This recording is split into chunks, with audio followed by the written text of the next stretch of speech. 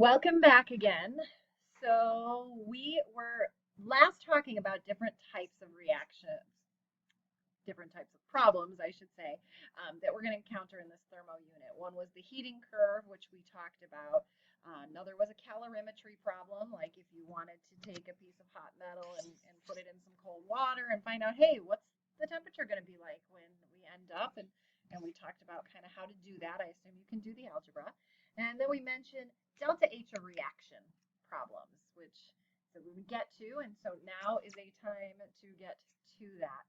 So what I want to do is actually to focus right now on heat of reaction problems. And in order to do that, I'm going to allude to a reaction, aluminum plus iron 3 oxide, single replacement reaction, right? So we get iron and aluminum oxide.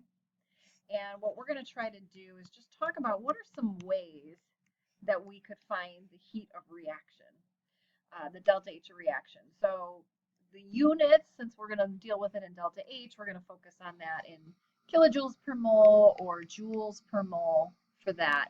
One of the things we do know is that my delta H for the reaction is going to be negative.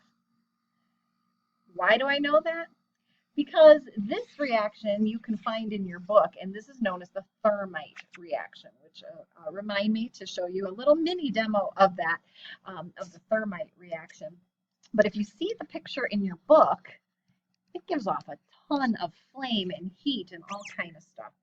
So that's our little evidence here that it is exothermic.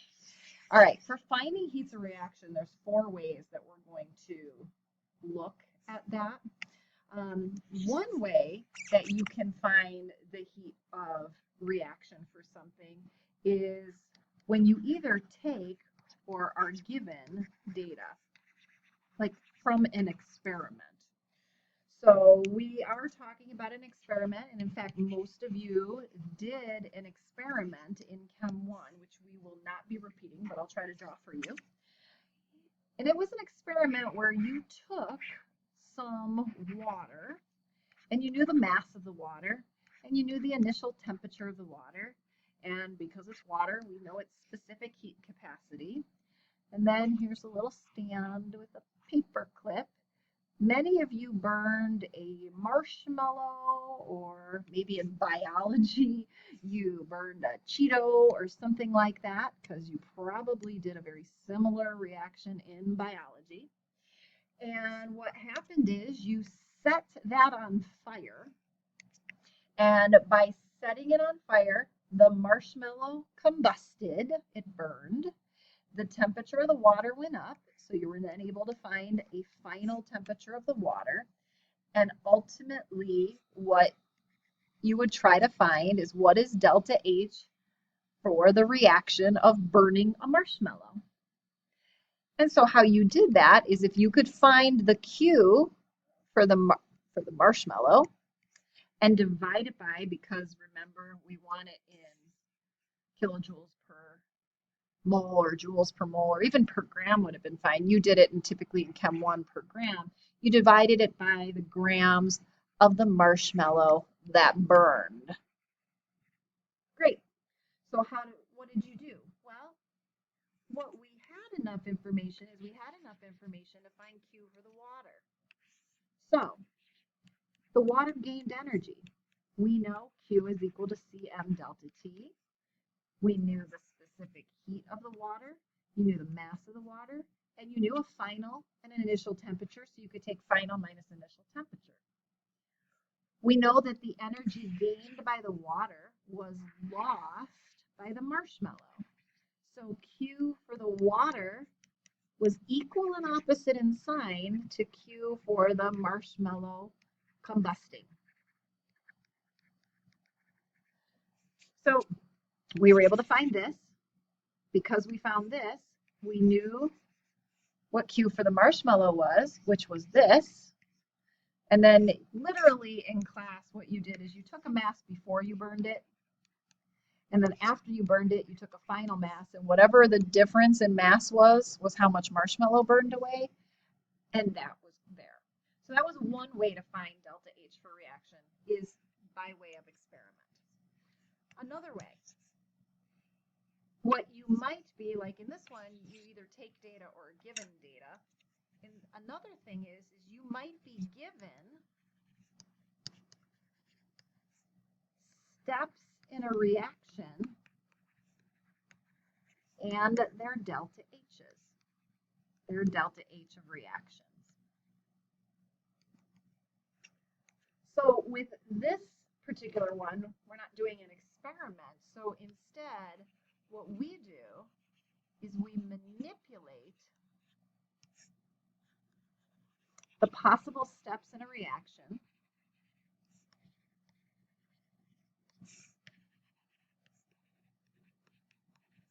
to find delta H for the reaction.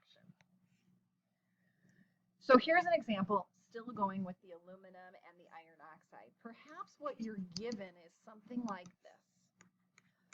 4 iron plus 3 oxygen yields 2 Fe2O3. And the delta H for this particular reaction is negative 16, let's get rid of that, 48.4 kilojoules, essentially per mole of this reaction. And maybe you're also given 4 aluminum plus 3 oxygen yields 2 Al2O3. This is another possible step in the reaction. And the delta H for that reaction is negative 33, I can't write, I got carried away, 51.4 kilojoules. Well, if those are steps in the reaction, and remember that the original reaction we're interested in is aluminum plus Fe2O3 yields iron plus Al2O3. This is our one of interest. What we do is we take each one and we manipulate it. So for example, notice in this reaction, iron is a reactant. But over here, we want iron as a product. And here, Fe2O3 is a product, but we want it as a reactant.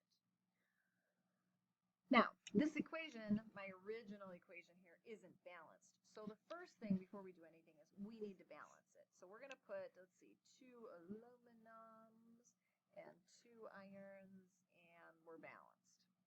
Okay. So we're going to take this reaction and we're going to manipulate it, noticing that I need 2 irons and 1 Fe2O3.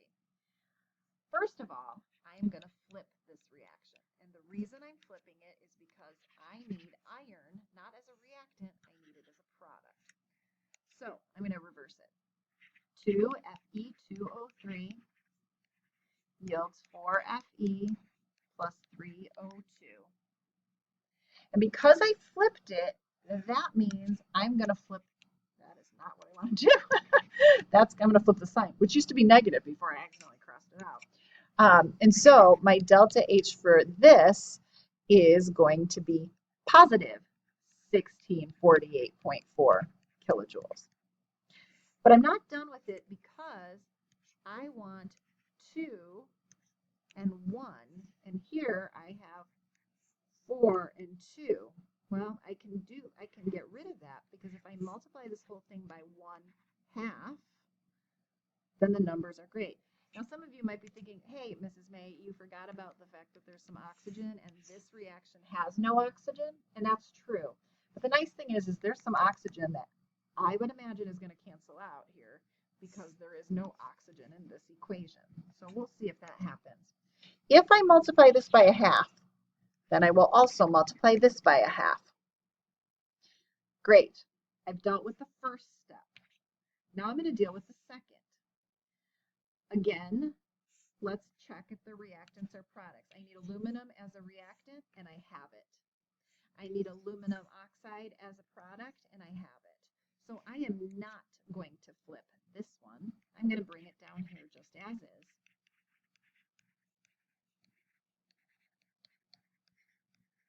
And so my delta H is still going to be negative 3,351.4 kilojoules. If you look at my coefficients, just like I did last time, I needed 2 aluminum and I have 4. I need 1 Al2O3 and I have 2. So just like the last one, I'm going to multiply this one by 1/2.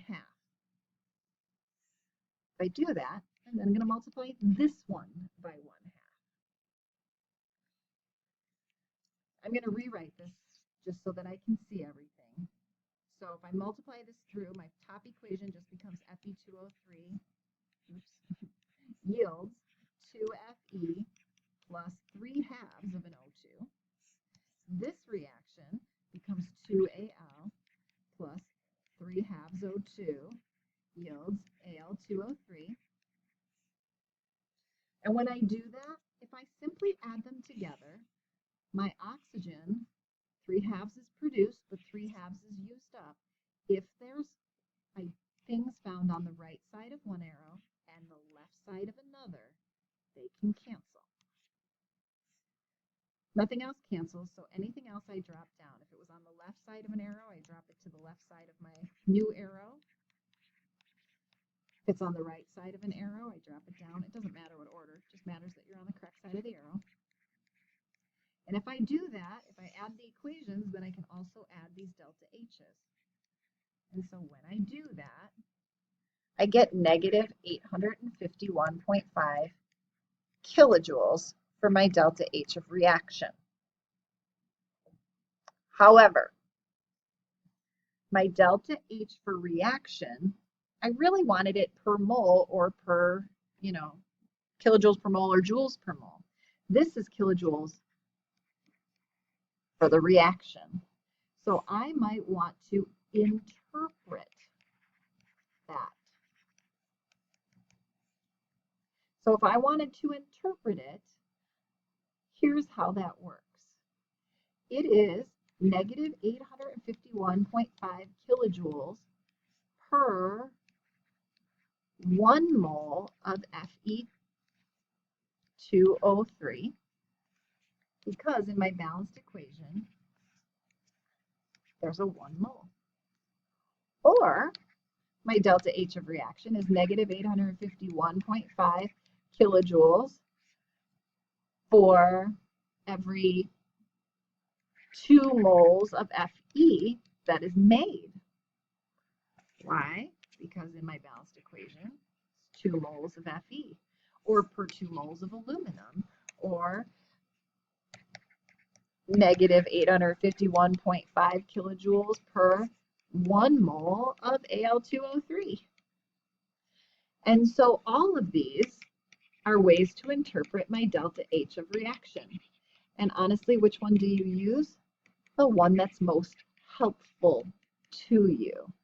So if you wanted, for example, if you wanted to know how much energy would be released if you had 10 grams of aluminum and enough of the others, you would use one interpreted by aluminum. You'd be like, oh, okay, great. I'm going to put it into moles, so 26.98 grams in a mole. And according to this, there are negative 851.5 kilojoules given off for every 2 moles of aluminum. And then I would get my answer for that. Okay? So that's number 1 and number 2. There is a number 3 and number 4, which we'll address momentarily.